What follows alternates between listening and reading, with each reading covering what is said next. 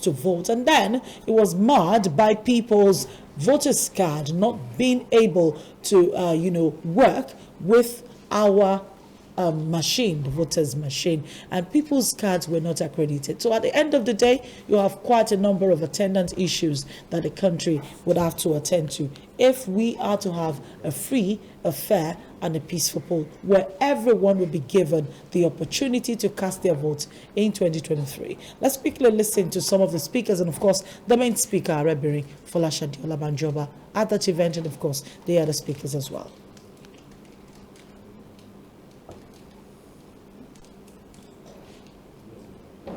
As we go into the electioneering months, we must make sure we peacefully engage and participate, knowing that we have no other place but our great country. We should all be accountable and responsible. Be the change that we want to see in our communities. What we are saying, we will create an enabling environment for you as professionals for you to join political party, that is APC in specific, because we need to commit our government to the hands of professionals, to those who are capable, to those who are competent. It's no longer going to be the business as usual where we have mediocres and people who are not up to the task handling our affairs. So we are saying every young person out there, every professional out there, it is time for you to come on board. You can participate in politics in several ways: voting, having symposiums, mobilizing people, various ways you can join politics. We can't be complaining about a system that we are not ready to spare time to take part in it. And one of the instruments that we can use to actually effect a change is to be actively involved. And if you want to be actively involved, is in two folds: either as a card-carrying member of a party to partake in selecting who represents the party. But the bigger picture is the general election, where it's not in the hand of any political party but INEC. The INEC should ensure that they have a readiness and preparedness to ensure that the safety of their staffs, the safety of their materials is guaranteed. This can be done by one to give a sensitive orientation to their staffs and ensure that they have a safe environment in which they will be. Because considering what will happen in the past where we have INEC staff being injured by hoodlums and the rest, they should, this time around, must not repeat itself. Let's see what they can do to ensure that this does not repeat itself.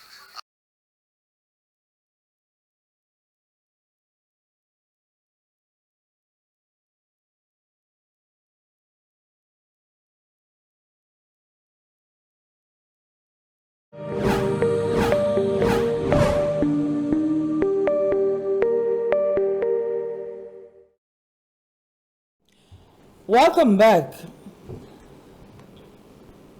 Welcome back to the bumper breakfast. That was the 2023 elections towards having a peaceful poll. And we're talking about this 2023 elections with our guests in the studio this morning. I have Olayinka Oladaniels right here with me in the studio. He's a constitutional lawyer, a public affairs analyst. I like to call him a social commentator. Thanks for joining us again this morning. Good to have you. Thomason. Thank you for having me. And of course, diarist Tolani Ujuri is also here. He's also a social commentator, a public affairs analyst, and an entrepreneur, a disability advocate as well. Good morning. Good morning. Good morning, viewers at home. Good to have you both. Let's talk about the 2023 general elections and the presidential primaries. Everything seems to be taking shape at the level of the political parties. Atiku emerged, the PDP candidate. Peter Obi, of course, emerged, the Labour Party candidate. And the APC itself has started screening their presidential aspirants. Let's go back to the PDP first of all. Were you in any way surprised that Atiku emerged the PDP candidate, going by the fact that our dearest Peter Obi had announced to the rest of us that the scheme and the way manner they were working and going about it had already shown where it was going? Were you surprised? I wasn't surprised. There's hardly anything the politician would do now that would surprise me anymore. It's like it's their game. So they have their ways of playing it. It's like you said that 5 minutes is a long time in politics. Going by what the news coming out, reviews from the party primaries, the PDP party primaries, like they had to pull this card at the last minute so that the other party, I'm sorry, one of the contestants won't be able to do anything while they're all seated and all that. But well, hey, they played themselves out, and it's like fastest fingers kind of. So we are here. Good to know they have a candidate. Either we like it or not, APC is looking in that direction, and for that reason, they are back in their closet trying to figure out, how to get their primaries on the way, either to have a consensus candidate or to have somebody from the north or from the south and all that. That definitely is going to influence APC's choice of candidate. Choice of candidate. And interestingly, a lot of people were looking at what Labour Party. It looked as if all the while they was just joking, and they were joking about the third force that was going to come around. People were looking more in the direction of maybe NNPP, Kwankwaso, collaborating with Peter Obi. After all, there was already stories in the news that they've come together. But it's interesting that Peter Obi got absorbed into Labour Party, and just 48 hours later, he was made the presidential, candidate of that party. What do you think? Well, on that, they all stepped down. Don't forget, they all stepped down. Coming from Professor Patitomi, including Patitomi. Yes, they all stepped down. Everybody stepped. well, on that, maybe I should say I was a bit disappointed at that. When did Peter Obi join Labour Party? Then suddenly becoming the flag bearer of the party as a presidential aspirant of the party. Are we saying that this party does not have any ideology? Are we saying that this party never thought of a candidate that is sellable to the people before Peter Obi joined the party? Now, because or maybe they were just waiting for Peter Obi to come. What they came up to tell us, I heard Professor Patitomi saying that it wasn't about self, and it was about the people, the country, the party, just to make sure that they take over, and I'm like, in as much as we respect the fact that yes, we should go beyond politics of me, myself, and I. Yes, we should consider that. But then, you have told me that your party don't have ideology. What you have told me about your party, for me, is a no-no, me going for that party. However, they had looked at it, strategized. Okay, Peter Obi is loved by the people. So when we bring and don't forget, he said he's bringing 15 million votes. I'm going somewhere. Bringing him in may give us national face. May give us sympathy vote from people. Okay. Unfortunately, most of the so-called loved, most of the people that the acclaimed loved people by Peter Obi are social media voters. Okay. So now, the youths, everybody say, okay, I go on Twitter and I read also and I laugh. Oh, there were quite a number of chat rooms. Okay, look at it. When the primary was about coming up, some of us had projected who was going to, carry Emerge. The flag. So you also weren't surprised? I wasn't surprised about Atiku. The only thing that surprised me was Wike's number of votes. I wasn't expecting Wike to get that much. 237. I wasn't expecting that's that amazing. From Wike. But meaning that Wike worked. And he really worked hard to get that. Okay, That was the only surprise. the kind of work. That was the only surprise. Oh, you don't want to go to go. No, that's actually the next topic. All right, we get there. We'll get there. So let's not jump. He worked and he got that number. Now, another issue I had with that also. And I won't call that surprise, because before the primaries, most of them were talking about south, let's zone it to south. Okay. But the governors from the south, the people from the south, they're supposed to bring in their delegate to support the south. All kill behind Atiku. Because they had a different agenda. Which is exactly what Wike now alleged and said, Well, he said the South government meaning that, Babodi as the the truth is, that is politics for you. That's when people go, then they analyze some things, people say that way. I laugh most of the time. Well, I'm not in their midst, but some of us, we can read, some of us, probably we know the system, we've been with them for a while and we know how this thing works, so we can say no. It's not what you think. It's not what you propagate. It's not the noise it's not about noise. It's not about noise. Politics is not about noise. Look at what has happened so far now. Some of the primaries we've had so far and people that are picking tickets. Yeah. People that were not even known in the constituency. Yeah. Somehow pick the ticket. As against people that been there. So things are changing. And don't forget, probably in Lagos, for instance, the Baba Isale is busy with his own aspirations.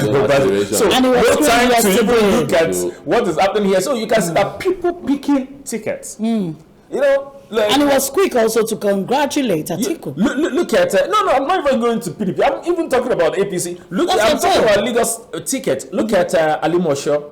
Yeah. Oh, Who could have imagined that Madam Adefulu, what was her name now? Adefulu, who picked the ticket against Okpaifa and what's his name? Obanikoro. no, but Adefulu stepped down and Adibule took it. The former deputy governor. Yeah, that is Adibule. what I'm saying. That I'm even talking about the numbers of the primaries. Yes. Obanikoro scored 190 something. Adibule scored 490 something. And Okpaifa scored like 70. No, Okpaifa, I sure it was 4. Check properly. Like that. What we're saying is things are changing. Things are changing, yes. And people are like, again, you said we'll go to the delegate, but not now. So what we are saying, that I'm not surprised at some of the things that happened. I'm only surprised at the way some of those things happened. And I believe by now, APC should know, because now we have Atiku, and PDP has told us that they didn't care about any zone. So they had gone through their primaries. Now they have a candidate. Now APC has been moving, shifting. Now they've shifted to another date. Yeah. From June the initial 6th. June 6th, from the initial. But this time date. around, they are screening candidates. They are screening already. candidates. So let's see what is going to come from them. Okay. If you want me to give you how it's going to come, I can also do that. I didn't fail with PDP, and I'm sure if I do APC, I will not fail. But I will leave it. And I will leave it for them to decide, so that they don't say some people, where do we see Orijos, or where do we see? We don't see. We only know what we read things, and we can tell to say this is the way they will go. You can tell the signs of things to come. You see, talking about the APC, yesterday, my director can just put that video up. Yesterday, Mashiwaju Bola Tinubu was also screened. Still talking about the 2023 general elections, and it was screened in preparation for the primaries. And it's quite interesting, the kind of crowd, that came with him. It just took my mind to the idea of the entourage that we carry from place to place when we're going for simple assignments. So we're looking at the president traveling out of the country, and he travels with an entire entourage of the entire plane full to the brim, and everybody abandons their duties during that period simply because the president is going somewhere. All of us just follow him. The National Security Advisor will follow him, and then the Minister of Foreign Affairs will follow him, or the essay on diaspora matters, will follow him. And then we have so many ministers, and I'm asking, what happens to their offices while they are, outside the country, because it looks as if they all just go. No, they have the So, DGs, they have the permanent secretary. okay, that's what you people are paying them for, to go on to go on trips. With the president. So yesterday, to Asiwaju, Jejeli was going for the thing that he bought his form with his money to go and do his screening, and then this crowd of people, milling about the entire premises of Transcorp Hilton were there. They didn't go inside with him, but they were there. Let's quickly listen to a quick conversation he had with the panel while it was being screened, and then we're back in the studio.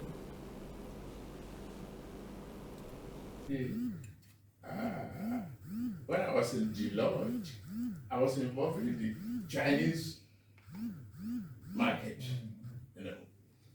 But what we asked them to do then is to separate the market from citizens, because they don't issue the C of O to citizens, which is not right. Yes. And that is where any crack in the financial system that affects a whole change of today, again, I mentioned long-term money for long-term projects. Why are we not the ones selling gas that we are flaring in Ukraine to Europe? To Europe.